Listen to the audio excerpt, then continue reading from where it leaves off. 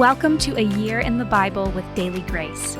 The Bible tells one big story of redemption, and we want to spend 5 minutes every day journeying through the Bible from start to finish and exploring how all of it points to Jesus.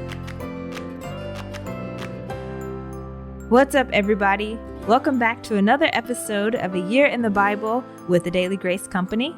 Today we are discussing Deuteronomy chapters 22 through 24. Now, these sections include various laws that can be difficult, and it's easy to get lost in them. These parts contain civil laws that were culturally specific standards that God established for the Israelites. These laws don't apply to us today because they pointed to Jesus, and through his saving work, Jesus fulfilled them on our behalf. Though these laws may seem foreign to us, we can still study them so that we receive their eternal principles. These principles reflect the heart of God, his will for us, our shortcomings, and its ultimate fulfillment in Jesus Christ. The first law commanded the Israelites to act when they saw a fellow Israelite's ox or sheep straying away or lying in the road.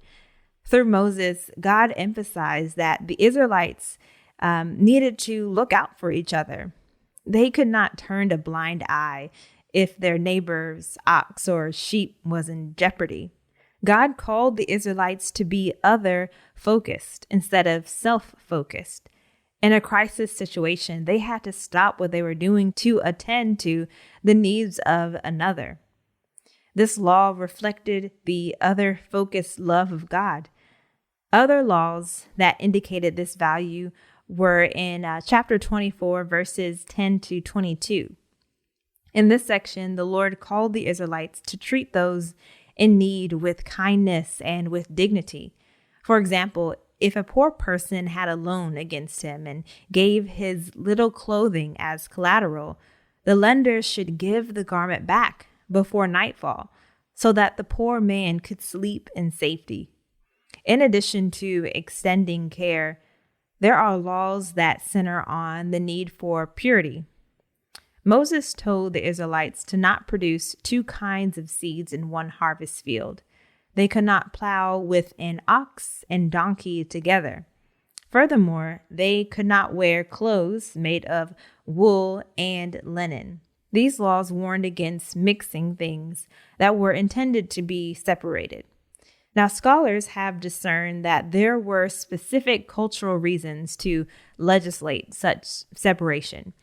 We can think about preventing one crop from taking the nutrients of another. In the case of separating the ox and the donkey, we can think about preventing an ox, which is, the stronger of the two animals, from hurting the donkey.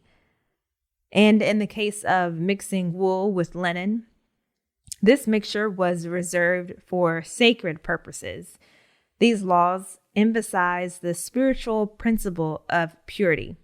Biblically, the word pure referred to the idea of something consisting of the same stuff, not containing another element that would cause pollution. The Israelites needed to be pure in heart and action in order to reflect God's purity. In these examples, we see how the Lord's character and will are magnified through these civil laws. Furthermore, we see how we fall short. Yes, I know we don't fall short of looking out for our neighbor's cattle or keeping the purity of seeds or fabrics, but still, we don't naturally care for our neighbors as we ought to. Still, we are impure in our intentions and desires. We worship God with idols in our hearts. We should look at the care and purity of Jesus Christ, who had no corruption and was completely faithful to restore us from sin.